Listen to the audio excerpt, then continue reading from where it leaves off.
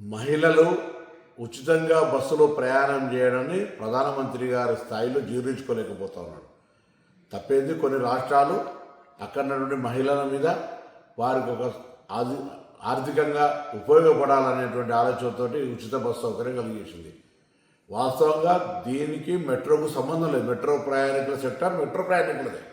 ఇవాళ కూడా మెట్రో పరంగా ఇంటర్వ్యూ చేస్తే ఇంకా బోగిలు పెంచమని అడుగుతూ ఉన్నారు.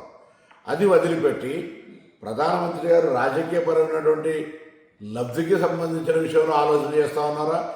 ఇంత బస్సు ప్రయాణానికి సంబంధించినటువంటి దాని మీద ప్రధానమంత్రి గారు ఎందుకు ఆ విధంగా వ్యవహారం చేస్తుందో తెలియదు. కానీ తెలంగాణ రాష్ట్ర ప్రభుత్వం కాంగ్రెస్ పార్టీ తప్పకుండా మహిళలకు ఎవరన్నీ తెలంగాణలో ఉన్నటువంటి హైదరాబాద్లో మెట్రో వాళ్ళు ఏం చేసినా ఇంకోరు ఏం చేసినా ఉచిత బస్ ప్రయాణం అనేటువంటి ఏ ఇబ్బంది భవిష్యత్తులో ఉండదు. దీనికి ఇంకా కొన్ని రూట్లు పెంచి కొన్ని బస్సులు పెంచి కొంత ఇంకా సౌకర్యంగా చేయడానికి మా ప్రయత్నం కొనసాగుతుంది. ఆ విషయాన్ని గమనించాలి. ప్రధానమంత్రి గారు మీరు మహిళల మీద ఆడిపోసుకోవడం బంద్ చేసుకోండి.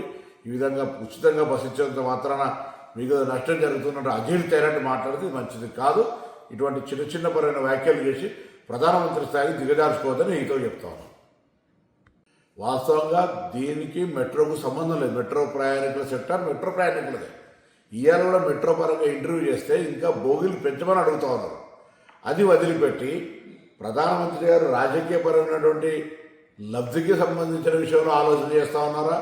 ఇంత బస్సు ప్రయాణానికి సంబంధించినటువంటి దాని మీద ప్రధానమంత్రి గారు ఎందుకు ఆ విధంగా వ్యవహారం చేస్తుందో తెలియదు. కానీ తెలంగాణ రాష్ట్ర ప్రభుత్వం కాంగ్రెస్ పార్టీ తప్పకుండా మహిళలకు ఎవరన్నీ తెలంగాణలో ఉన్నటువంటి హైదరాబాద్లో మెట్రో వాళ్ళు ఏం చేసినా ఇంకోరు ఏం చేసినా ఉచిత బస్ ప్రయాణం అనేటువంటి ఏ ఇబ్బంది భవిష్యత్తులో ఉండదు. దీనికి ఇంకా కొన్ని రూట్లు పెంచి కొన్ని బస్సులు పెంచి కొంత ఇంకా సౌకర్యంగా చేయడానికి మా ప్రయత్నం కొనసాగుతుంది. ఆ విషయాన్ని గమనించాలి. ప్రధానమంత్రి గారు మీరు మహిళల మీద ఆడిపోసుకోవడం బంద్ చేసుకోండి. ఈ విధంగా ఉచితంగా బస్సు ఇచ్చేంత మాత్రాన మీకు నష్టం జరుగుతున్నట్టు అజీర్తైనట్టు మాట్లాడితే మంచిది కాదు. ఇటువంటి చిన్న పరమైన వ్యాఖ్యలు చేసి ప్రధానమంత్రి స్థాయికి దిగజార్చుకోవద్దని ఈతో చెప్తాను.